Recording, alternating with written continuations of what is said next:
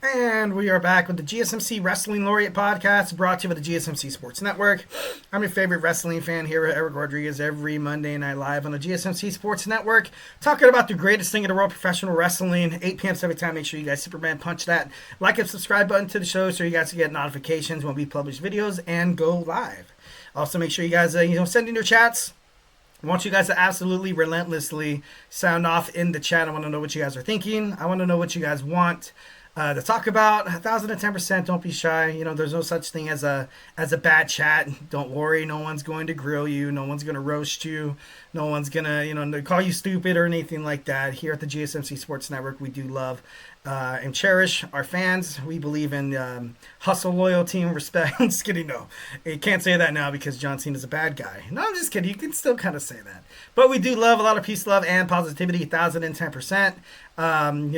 Definitely respect. I feel like life is all about respect, and I don't want to go off into a tangent of Eric philosophies on how to be a good person. But just don't be a Richard. I'm just kidding. No, moving on. Okay, so we have women's post-WrestleMania pressure cooker. Drop in the chat which women you feel like in wrestling has the most pressure to do good this year. Like I said, I kind of compare WrestleMania to like the Super Bowl, like the NFL. It's wrestlers, we don't have an off season, but we basically go into the next season. So this 2025-2026 season heading up to WrestleMania 42. If you have some women you want to sound off in the comment section who kind of need to show the world and need to show the wrestling community, or like prove it to themselves that they can be a top tier superstar.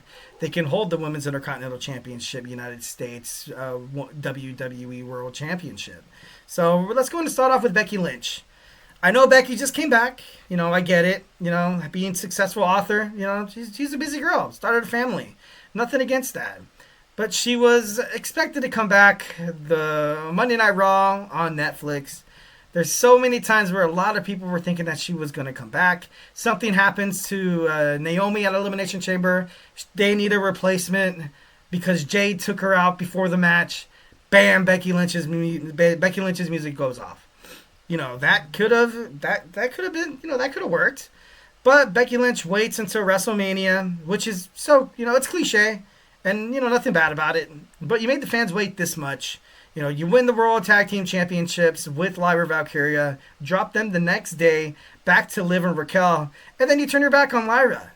I thought maybe this should have happened at WrestleMania where, Becky, they should have lost the match, and then Becky, out of frustration, turns on Lyra there and be like, I'm coming after your bloody Intercontinental Champ. I can't do a Scottish accent, or Irish, I'm sorry. Those who are Irish watching this, I'm so sorry. No, but moving on. So I feel like Becky Lynch, if you're going to make us wait this long, or if WWE is going to make us wait this long, then you got to make it worth something. And Becky Lynch, totally successful, totally amazing inside the ring. She's a WWE Future Hall of Famer for sure. But something's got to give. Becky Lynch on this list of who needs to cook during the 2025-2026 season. And I got Tiffany Stratton. That match with Charlotte Flair, it was decent, but the whole time it seemed like Charlotte had to hold her hand. Had to, wait for her to pick her spots, had to, communicate more times often than not. And, this narrative that, I'm the next Charlotte Flair, this and that and the other, your divorces, this and that. It's painting Tiffany Stratton as this absolute, you're a bad, you're coming off as like, you're a bad bee. Like, you know what I mean? Now you're kind of in this persona where you're going to talk your crap. You're going to do heelish things. But then again, you still got to appeal at the babyface factor of it. And Tiffany could do it. She's young, she's talented. Looks like Jade's knocking on her door. Nia Jax, Nia Jax came after her before, so I'm not really stoked about seeing Nia Jax come after Tiffany Stratton. To be honest, I'm kind of over it. Jade, I kind of thought Jade would, go after the Women's United States Championship first, and then that could be that.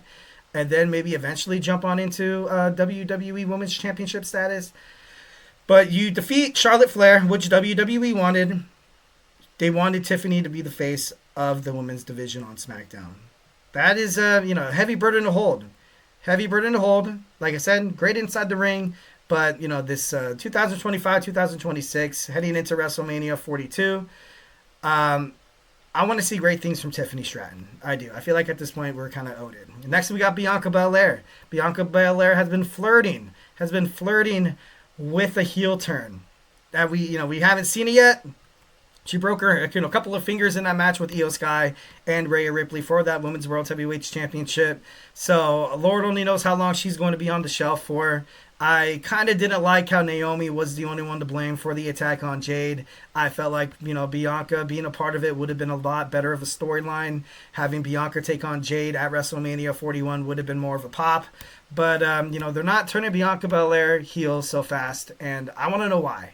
That's why she's in a pressure cooker. WWE has to show us, the wrestling fandom, why Bianca Belair, why they have not pulled the trigger on Bianca Belair just going absolutely nuts and being a heel. It's been long enough. It's been long enough. It's Tiffy time now.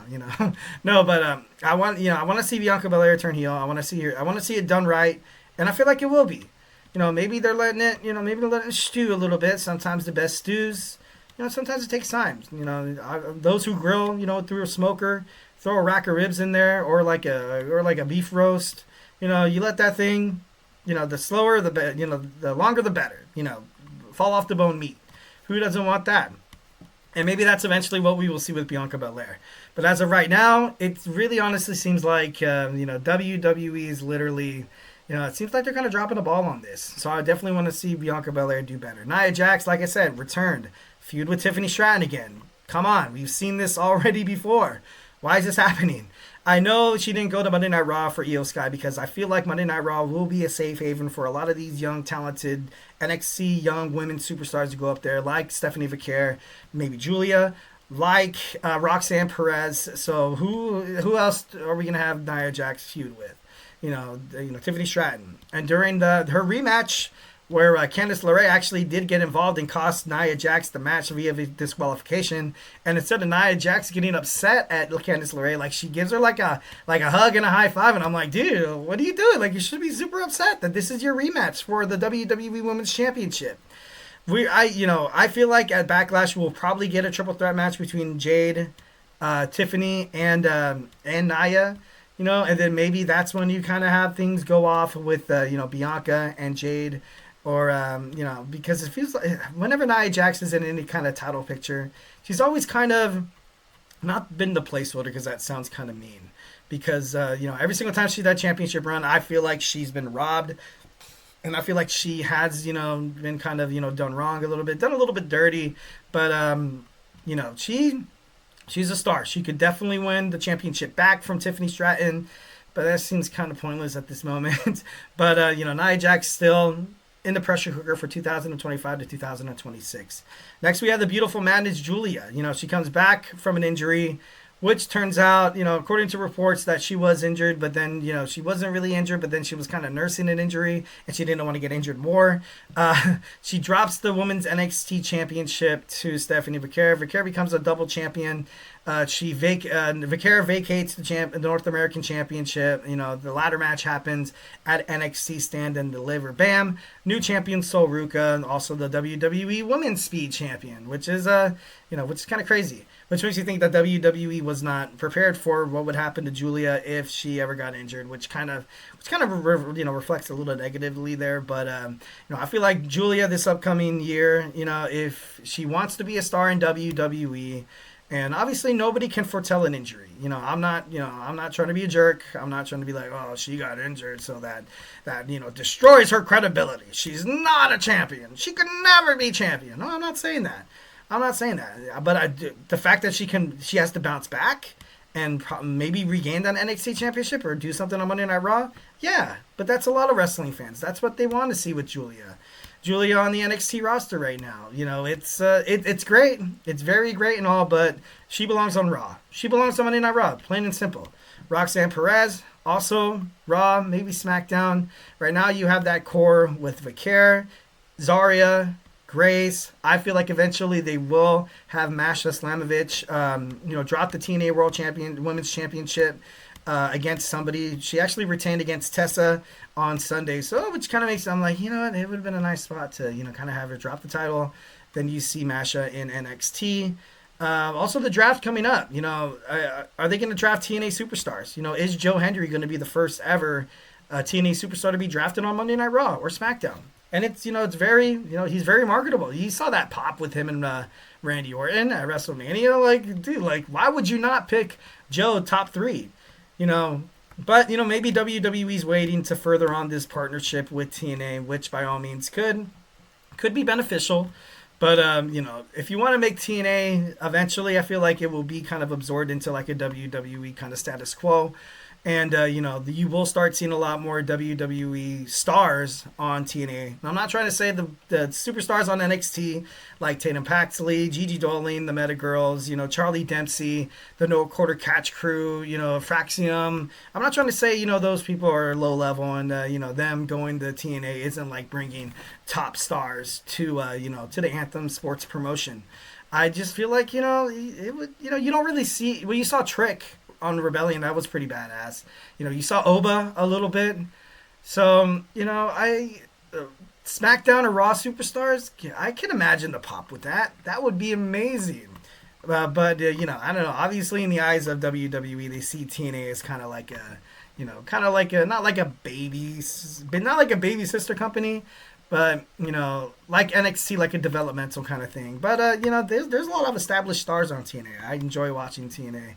1,010%. But overall, Giulia, I want to see her cook in the 2025-2026 season. Jade Cargill as well. She's in the pressure cooker. A wrestler from AEW coming to WWE. Obviously, WWE has been foretold, has been basically, written in stone. But as of during the Triple H Paul Levesque era, I guess he's cut down superstar appearances and wrestling moments, also live events by like 50%. So, AEW, Jade Cargill, she said in an interview that she would be, she would probably wrestle, kind of be there maybe 2 days a week tops. And then she comes to WWE, a more demanding schedule. And, she pairs with Bianca Belair, winning the Women's World Tag Team Championships, which is all gravy, baby. It's all cool. But everybody wanted to see her as a single star. When she came into the Royal Rumble, eliminating Charlotte Flair, eliminating Nia Jax, and then you're going to make her into the tag team division. She was written off through an injury. Obviously, she was thrown through a windshield of an Escalade. Neither here nor there. But no, in all seriousness, I feel like Jade maybe not really fully prepared for what it takes, what it entails to be a WWE superstar. Obviously, when she was written off for wrestling, she was taking time off because she's used to that. With Tony Khan, she was used to, she was kind of used to that ultimate behavior, not behavior, that's the wrong word. She was accommodations. She was used to those accommodations. Triple H, Paul Levesque, he's very mutual respect kind of guy. Not like Vince McMahon with rule with an iron fist. He wants the superstars to overall kind of reflect and kind of give their own storylines and characters based on, what's inside them. What gets them ticking. What do you want to be? And, Jade kind of taking some time off, I was like, that kind of rubbed me the wrong way a little bit. But now that she's back on SmackDown, I want to see her do better. She has to win a championship this year. I'm going to say it. If she doesn't win the championship this year, I got to be honest, talent wasted. Something needs to happen, and hopefully it does. And she has all the skills in the world to do it, so why not put the championship on her? Last but not least, Chelsea Green recently losing the WWE Women's United States Championship to Zelina Vega on SmackDown. I feel like if anybody could stay relevant after losing a title, it's got to be Chelsea Green. But much like Logan Paul, I want to see her win the women's. She would be an amazing Miss Money in the Bank. Honestly, I'm looking at the super. I don't want to see Becky win it. I don't want to see Roxanne Perez. I don't want to see Giulia win it. I don't want to see Bayley win it. I don't want to see Nia Jax. I basically the only person I want to see holding this briefcase is somebody that can actually like represent what the briefcase represents. There, anytime cashing. You could look your opponent dead straight in the eye and be like, I want to match this and that and the other. Here's my Money in the Bank briefcase. And some people have done that in the past, but also, the Money in the Bank briefcase is, look at what happened with Edge. Seth Rollins. Rollins wins the title. And he stomps Brock Lesnar and Roman Reigns to pick up the 1, 2, 3. And I feel like if Chelsea Green wins the championship that way, that would be so badass. That would be so cool. I would not, I don't want to see anybody else holding this women's Money in the Bank briefcase besides Chelsea Green. But obviously, that's my opinion, 1,010%. But this year, I feel like they kind of keep her character relevant. But she has been on SmackDown. She's been on NXT, numerous times. So she's she's going to take some time off. But then again, if she does, it would kind of hurt the Secret Harvest like Piper Niven and Alba Fire. But if anybody can come back and bounce back from dropping the title, it's going to be Chelsea Green. But so I kind of have her right now in the pressure cooker. Ultimately, too, because I'm a huge fan. I would not want to see her fizzle out and eventually get released from WWE. Would not want that whatsoever. Chelsea Green is a gem. She's awesome. You love to hate her. Her fans, you love to love her. You got to stick by you live or die, by Chelsea. So, it is what it is. All right, guys, thank you so much for tuning in to the GSMC Wrestling Laureate Podcast. That's it for me tonight. Remember to follow us on Twitter /X, or whatever you like to call it, Instagram, TikTok, or Facebook for more content and updates. Remember, we have all these other shows, like I mentioned before. We have the GSMC Football Podcast with my man, Matt Quinn. We have Dead Ball Sports with Nolan. We also have Jake talking college football. We also have, Jeremy with the Down by Contact Sports podcast. We have all these amazing, passionate podcasters. The NBA playoffs are heating up. Make sure you join Marab with the NBA GSMC basketball podcast. Sorry, excuse me. And, definitely don't miss being a part of GSMC sports history. Be a part of our bloodline. I give you the Eric Rodriguez guarantee that you will never, ever, ever, ever, ever regret subscribing to such an amazing company who has one goal in mind: to make sure you guys consume all the amazing sports content that you guys love so damn much. And it's free. So why not do it? You have nothing to lose. Like I said, keep an eye out on those on my Monday Night Raw review. I'm going to watch it actually right now. Have not checked a single shred of social media, so I'm going to go in there absolutely blind, which I love. So I'm gonna watch that. Make sure you guys check back for some more awesome Wrestling Laureate content. Have an amazing, safe, lovely week. Stay beautiful, but most importantly, I love you. Mm-hmm. Mm-hmm. Mm-hmm. Let's go. I wake up to a little bit of drool on my pillow, feel like it's gonna be a bad day. Yeah, I'm tired of shit, and the coffee ain't hit yet. Damn, ain't that great.